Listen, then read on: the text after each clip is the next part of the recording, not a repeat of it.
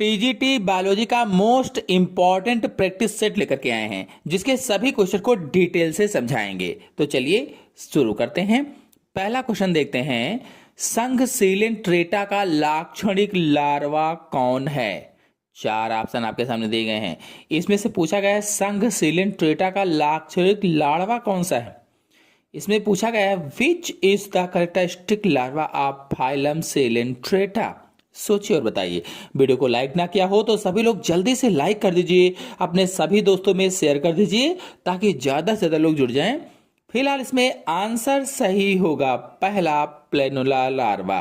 बता दें कि सीलेंट्रेटा जैसे ओबिलिया है, जेलीफिश है, तो इसके जीवन चक्र में एक मुक्त तैरने वाला रोम युक्त लार्वा पाया जाता है जिसे प्लेनुला कहा जाता है, प्लेनुला। और इसमें जो सिस्टी सर्कस है या फीता कृमि का लार्वा होता है या टीनिया की तृतीय लार्वा अवस्था होती है, ऐसा कह सकते हैं आप, जो संघ प्लेटी हेलमिंथीज में आता है। जो रेब्डिटी फार्म लार्वा है, तो रेब्डिटी फार्म लार्वा एस्केरिस का लार्वा होता है, एस्केरिस का लार्वा जो संघ एस्के हेलमिंथीज में आता है। और जो रेगुलर है यह मच्छर के लार्वा को कहा जाता है। रेगुलर कौन है? तो मच्छर का लार्वा होता है। नेक्स्ट क्वेश्चन है, खरगोश में अधिवृषण का शीर्ष जो वृषण के सिर पर उपस्थित होता है क्या कहलाता है? चार ऑप्शन आपके सामने दिए गए हैं और पूछा गया है what is the apex of the epidermis in A rabbit which is present on the head of the testis called. कौन सा आंसर सही होगा? वीडियो को लाइक ना किया हो तो भाई सभी लोग जल्दी से लाइक कर दीजिए क्योंकि लाइक का कोई भी पैसा नहीं पड़ता है, एकदम फ्री होता है। और चैनल पर पहली बार आए चैनल को सब्सक्राइब भी कर लीजिए, वीडियो को सभी दोस्तों में शेयर भी कर दीजिए। फिलहाल इसमें आंसर सही होगा डी, शीर्ष अधिवृषण यानी कापुट एपिडर्मिस। बता दें कि अधिवृषण के तीन भाग होते हैं, एपिडर्मिस के तीन भाग होते हैं। इसके ऊपरी भाग या सिर को कैपुट अधिवृषण कहा जाता है, कैपुट। अब इसमें से जो पहला ऑप्शन है शुक्रवाहक, तो यह वह नली होती है जो शुक्राणुओं को अधिवृषण से आगे ले जाती है जिसे वास्ट डिफरेंस कहा जाता है। और जो पुच्छ अधिवृषण है तो यह अधिवृषण का सबसे निचला या पूंछ वाला भाग होता है। और जो सी वाला ऑप्शन है यह एक रेशेदार संरचना है जो वृषण को स्क्रोटम की दीवार से जोड़कर रखती है। नेक्स्ट क्वेश्चन है, कंडरा तथा स्नायु विशेषीकृत फिर खाली स्थान है कौन सा ऑप्शन सही होगा? सोचिए और बताइए। वीडियो को लाइक ना किया हो तो सभी लोग जल्दी से लाइक कर दीजिए भाई और अपने सभी दोस्तों में शेयर कर दीजिए ताकि ज्यादा ज्यादा लोग जुड़ सकें, तो और भी अच्छे वीडियो और भी अच्छे मॉडल पेपर लेकर के आएंगे। फिलहाल इसमें आंसर सही होगा डी, संयोजी ऊतक या कनेक्टिव टिश्यू। बता दें कि कंडरा मतलब टेंडन जो मांसपेशियों को हड्डियों से जोड़ता है, और स्नायु मतलब लिगामेंट जो हड्डी को हड्डी से जोड़ता है। तो दोनों ही सघन रेशेदार संयोजी ऊतक होते हैं, सघन रेशेदार संयोजी ऊतक के रूप में होते हैं और इनका काम शरीर के अंगों को सहारा देना और जोड़ना है। अब इसमें जो विकल्प दिए गए हैं तंत्रिका ऊतक वाला, तो यह मस्तिष्क और रीढ़ की हड्डी बनाता है जो संदेश भेजने का काम करता है। और जो इसमें पेशी ऊतक है यह शरीर में गति या मूवमेंट के लिए जिम्मेदार होता है। और जो इसमें एपिथेलियम ऊतक है यह शरीर और अंगों की बाहरी व भीतरी परत बनाता है। तो इस तरह से ये क्वेश्चन हो जाएगा।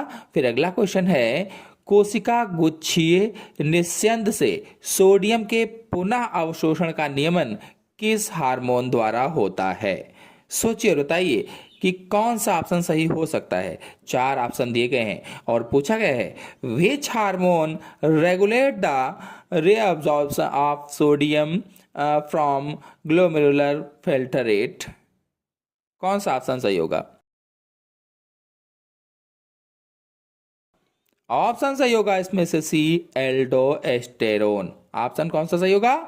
सी वाला, एल्डोस्टेरोन। बता दें, एल्डोस्टेरोन हार्मोन एड्रिनल ग्रंथि द्वारा स्रावित होता है, एड्रिनल ग्रंथि के द्वारा, और यह नेफ्रॉन की नलिकाओं यानी कि डीसीटी से सोडियम और पानी के पुनः अवशोषण को बढ़ाता है, जिससे शरीर में रक्तचाप यानी ब्लड प्रेशर और आयनों का संतुलन बना रहता है। अब इसमें से जो पहला ऑप्शन है ग्लूकागॉन, तो यह अग्न्याशय से निकलता है, अग्न्याशय से, और रक्त में ग्लूकोज के स्तर को बढ़ाता है। जो बी वाला ऑप्शन है सिक्रेटिन, तो यह छोटी आंत से निकलने वाला पाचक एंजाइम होता है जो अग्न्याशयी रस के स्राव को प्रेरित करता है। और जो इसमें से डी वाला ऑप्शन है एड्रेनालिन, तो इसे लड़ो या उड़ो हार्मोन कहते हैं, लड़ो या उड़ो हार्मोन, जो आपातकालीन स्थितियों में काम आता है। नेक्स्ट क्वेश्चन पर आते हैं, कुप्फर कोशिकाएं उपस्थित होती हैं। कुप्फर कोशिकाएं यकृत में, छोटी आंत में, अग्न्याशय में, थायराइड ग्रंथि में। कौन सा आंसर सही हो सकता है? कुप्फर कोशिकाएं किस में उपस्थित होती हैं? तो आंसर सही होगा इसमें से पहला, यकृत अथवा लीवर में कुप्फर कोशिकाएं उपस्थित होती हैं। अब इसमें से जो छोटी आंत है इसमें पैंथस कोशिकाएं उपस्थित होती हैं। जो अग्न्याशय है इसमें लंगरहैंस की कोशिकाएं उपस्थित होती हैं। जो थायराइड ग्रंथि है इससे थायरॉक्सिन हार्मोन स्रावित होता है। यानी कि कहने का मतलब यह है कि कुप्फर कोशिकाएं यकृत में पाई जाती हैं या लीवर में पाई जाती हैं, और ये रक्त में मौजूद पुराने लाल रक्त कोशिकाओं, बैक्टीरिया और हानिकारक कणों को नष्ट करने का काम करते हैं। इसीलिए ये विशेष रूप से मैक्रोफेज कोशिकाएं कहलाती हैं या भक्षक कोशिकाएं भी कहलाती हैं। अब इसमें से जो पहला ऑप्शन है छोटी आंत, तो यह मुख्य रूप से अवशोषण के लिए विलाई और गॉबलेट कोशिकाएं होती हैं। जो अग्न्याशय है यहाँ आइलेट ऑफ लंगरहैंस की कोशिकाएं पाई जाती हैं, जैसा कि मैंने अभी आपको बताया भी था। और जो थायराइड ग्रंथि है यहाँ फॉलिकुलर कोशिकाएं होती हैं और इससे थायरॉक्सिन हार्मोन स्रावित होता है। नेक्स्ट क्वेश्चन है, 16 कोशिकीय अवस्था में भ्रूण क्या कहलाता है? Morula, gastrula, blastula, blastomere. 4 option आपके सामने दिए गए हैं और पूछा गया है what is the embryo called at the 16 sailed stage. सोचिए और बताइए कि कौन सा ऑप्शन सही होगा।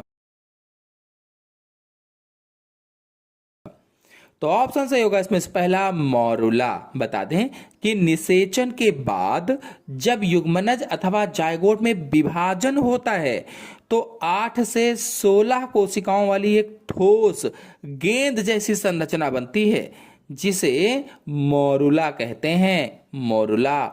अब इसमें से जो पहला ऑप्शन है गैस्ट्रुला, तो यह वह अवस्था होती है जिसमें 3 जनन स्तर एक्टोडर्म, मेसोडर्म और एंडोडर्म बनते हैं। और जो ब्लास्टुला है तो मोरुला के बाद बनने वाली खोखली गेंद जैसी संरचना होती है। जो ब्लास्टोमियर है तो विभाजन के दौरान बनने वाली एकल कोशिकाओं को ब्लास्टोमियर कहा जाता है। नेक्स्ट क्वेश्चन है, अमीबा में संकुचनशील धानी का कार्य होता है? श्वसन, उत्सर्जन, गमन, परासरण नियंत्रण। अमीबा में संकुचनशील धानी का कार्य बताना है, यानी the function of contractile vacuole in amoeba is. सोचिए और बताइए कि कौन सा ऑप्शन सही हो सकता है।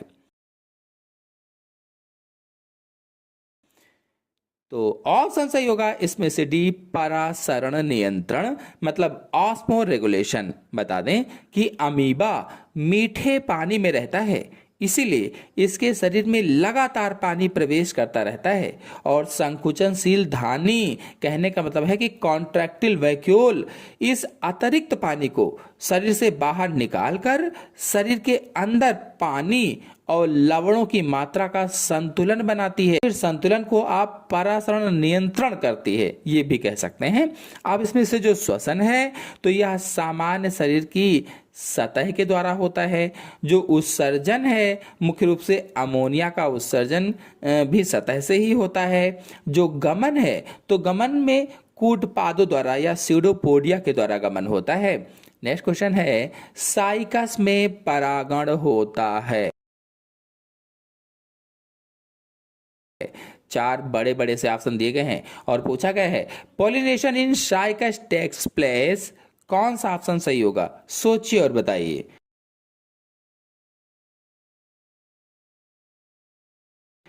तो ऑप्शन सही होगा इसमें से पहला, 3 कोशिकीय अवस्था यानी 3 सेल्ड स्टेज।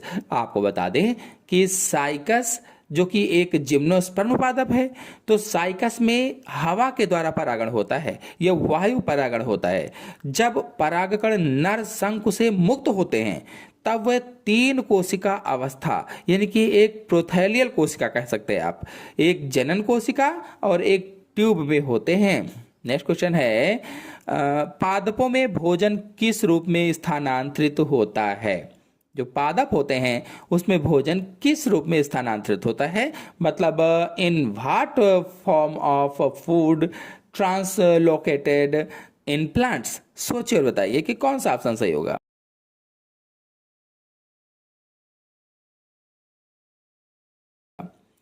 तो ऑप्शन सही होगा इसमें से पहला, सुक्रोज। बता दें कि पौधे प्रकाश संश्लेषण के द्वारा ग्लूकोज बनाते हैं, हम सभी लोग जानते हैं, लेकिन जो फ्लोएम है नलिकाओं द्वारा भोजन का परिवहन गैर अपचायक और घुलनशील चीनी सुक्रोज के रूप में होता है, बाद में स्टार्च के रूप में जमा किया जाता है। अब इसमें से जो बी वाला ऑप्शन है फ्रक्टोज, तो ये मोनोसैकेराइड होते हैं, फल से प्राप्त होती है ये शर्करा। मोनोसैकेराइड हैं जो परिवहन के लिए बहुत अधिक सक्रिय होते हैं। जो लैक्टोज हैं यह दूध में पाई जाने वाली शर्करा होती है, ये पौधों में नहीं मिलती है, दूध में मिलती है। नेक्स्ट क्वेश्चन है, निम्न में से कौन सा पेशी संकुचन तंत्रिका आवेश संवहन के लिए महत्वपूर्ण है। Which of the following is important for muscles contractions and nerves impulse conductions?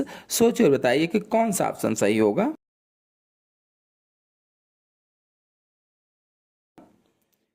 तो ऑप्शन सही होगा इसमें से कैल्शियम प्लस आयन। तो इस तरह से इसमें ये ऑप्शन सही हो जाएगा।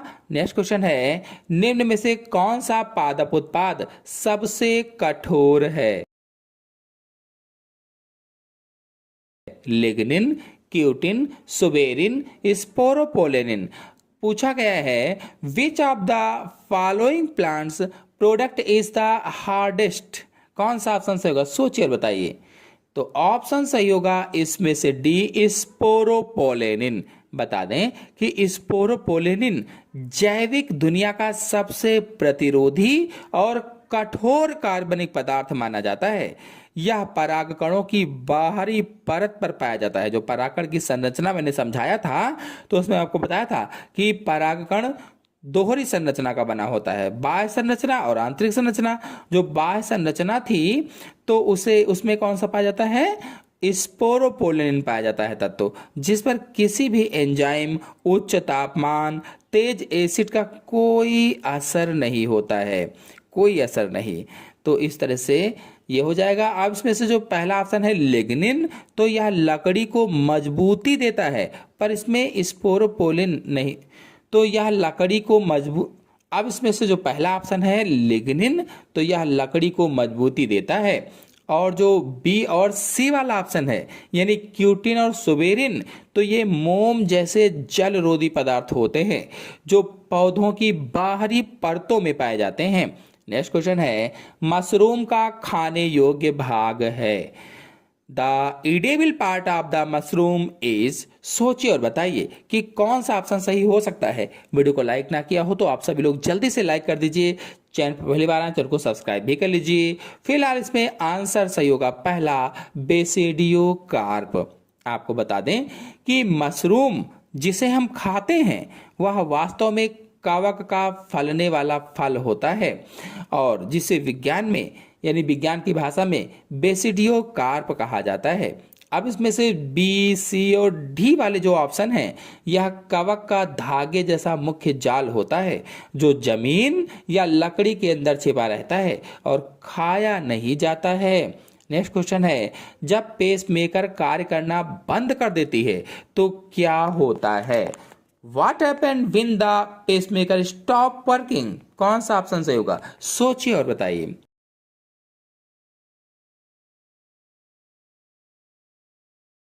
तो ऑप्शन सही होगा इसमें से सी, हृदय पेशियों में समन्वित लयबद्ध गतियां नहीं होती हैं, यानी heart muscle do not show coordinated rhythmic moments.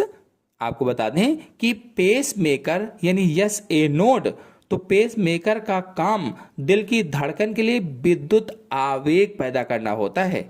यदि यह काम बंद कर दें तो दिल की धड़कनें अनियमित हो जाती हैं और हृदय की मांसपेशियां एक ताल में नहीं सिकुड़ पाती हैं। नेक्स्ट क्वेश्चन है, अपघटक होते हैं। अब घटक क्या होते हैं? चार ऑप्शन आपके सामने दिए गए हैं, स्वपोषी और स्वपरपोषी, ऑर्गेनोट्रॉप, परपोषी। इस क्वेश्चन का आंसर आप लोग कमेंट बॉक्स में बताएंगे कि अपघटक क्या होते हैं। तो सभी लोग कमेंट बॉक्स में जल्दी जल्दी रिप्लाई देंगे कि इसमें कौन सा आंसर सही होगा। नेक्स्ट क्वेश्चन पर आते हैं, पाइनस के नरशंकु में बहुत अधिक संख्या में उपस्थित होती है। Present in very large number in the male cone of pinus are. कौन सा ऑप्शन सही होगा? सोचिए और बताइए।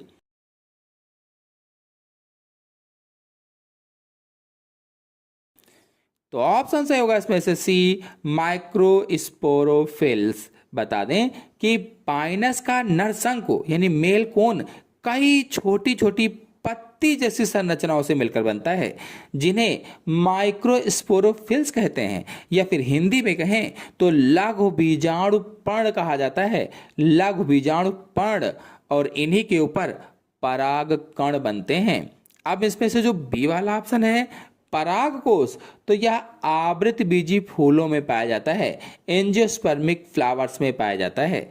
और जो डी वाला ऑप्शन है मेगास्पोरोफिल्स, तो यह मादा शंकु का हिस्सा होता है या फीमेल कोन का हिस्सा होता है। नेक्स्ट क्वेश्चन है, कोशिका चक्र की अवस्था में गुणसूत्र मध्यवर्ती प्लेट पर व्यवस्थित होते हैं। चार ऑप्शन आपके सामने दिए गए हैं और पूछा गया है, in which stage of the cell cycle do chromosomes arrange equatorial plate. तो ऑप्शन सही होगा इसमें से पहला, मध्य अवस्था।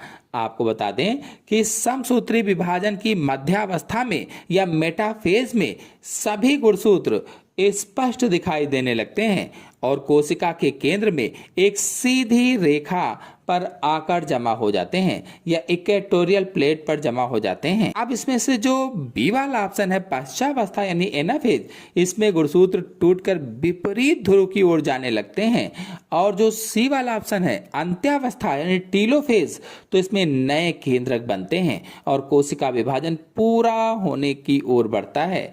फिर इसमें जो डी वाला ऑप्शन है पूर्वावस्था यानी प्रोफेज, तो क्रोमेटिन धागे संघनित होकर गुणसूत्र का रूप ले लेते हैं। नेक्स्ट क्वेश्चन है, कौन सा प्रकाश रासायनिक स्मॉग में हमेशा पाया जाता है? Which of the following is always found in photochemical smog. सोचिए और बताइए कि कौन सा ऑप्शन सही हो सकता है।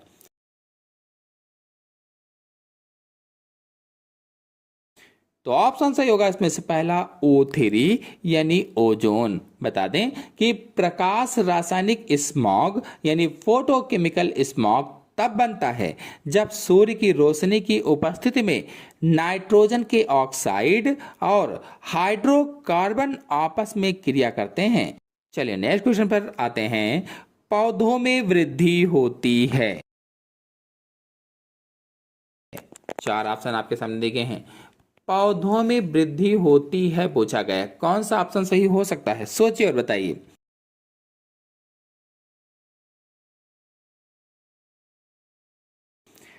तो ऑप्शन सही होगा इसमें से डी, परिमित एवं अपरिमित दोनों, यानी कि ये दोनों सही हो सकते हैं। अगर आपको इसमें से केवल अपरिमित लगता है तो जरूर कमेंट बॉक्स में बताएं। नेक्स्ट क्वेश्चन है, कैलेप्ट्रा बनता है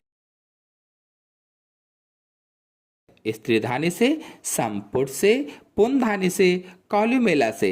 कैलेप्ट्रा किससे बनता है? कैलेप्ट्रा इज फॉर्म फ्रॉम, सोचिए और बताइए कि कौन सा ऑप्शन सही होगा।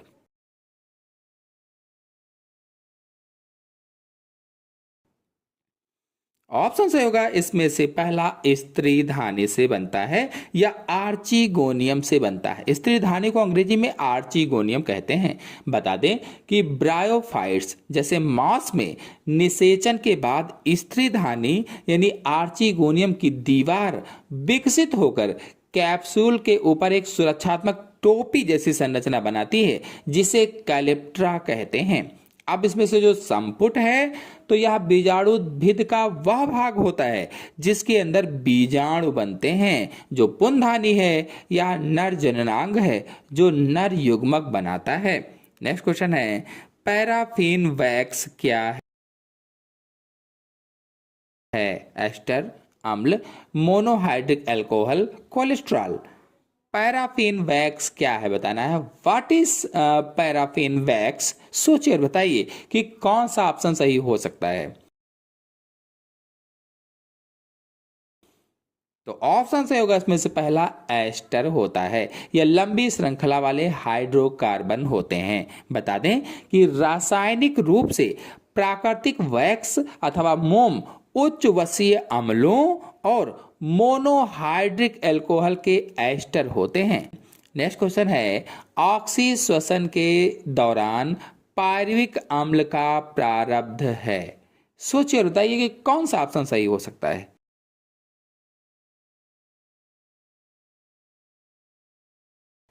तो ऑप्शन सही होगा इसमें से डी, ऑक्सीडेटिव डी कार्बोक्सिलीकरण।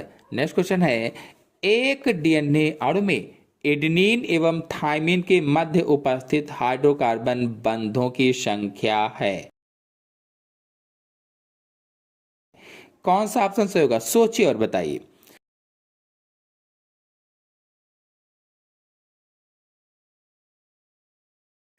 तो ऑप्शन सही होगा इसमें से पहला, दो होती है, दो, यानी डीएनए की दोहरी कुंडली संरचना में एडेनिन हमेशा थाइमिन के साथ दो हाइड्रोजन बंधों यानी ए डबल बॉन्ड टी द्वारा जुड़ता है, जबकि अन्य जो विकल्प हैं उसमें तीन जैसे साइटोसिन और ग्वानिन के बीच में तीन हाइड्रोजन बंध पाए जाते हैं।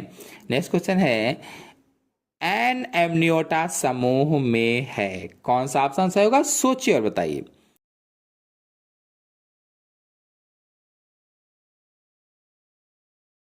तो ऑप्शन से होगा इसमें से सी, मछली एवं एम्फीबियंस। नेक्स्ट क्वेश्चन है, एक यूकैरियोटिक जीन दो प्रकार के क्षार अनुक्रम रखती है, इनमें से कौन सा प्रोटीन संश्लेषण में महत्वपूर्ण भूमिका निभाता है? सोचिए और बताइए।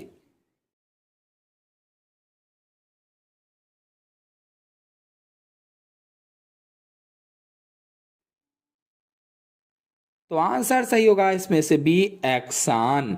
नेक्स्ट क्वेश्चन है, एक छोटी मछली शार्क के आधार पर चिपकी रहती है और इससे भोजन प्राप्त करती है, यह संबंध कहलाता है, क्या कहलाएगा? सोचिए और बताइए कि कौन सा ऑप्शन सही हो सकता है।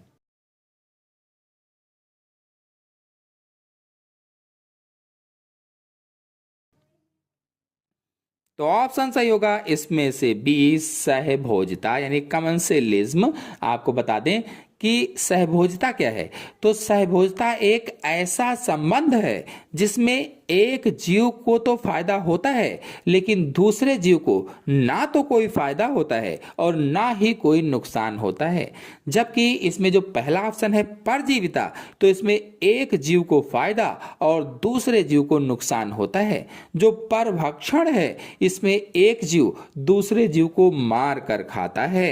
नेक्स्ट क्वेश्चन है, मुर्गे का सिन से क्रम बना होता है। सोचिए और बताइए कि कौन सा ऑप्शन सही होगा।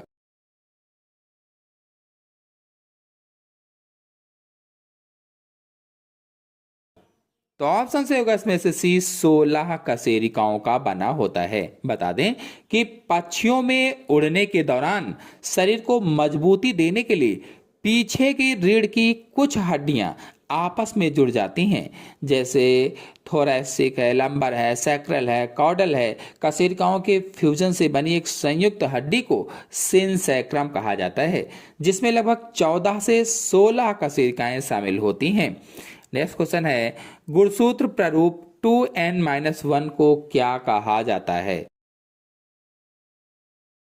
सोचिए और बताइए।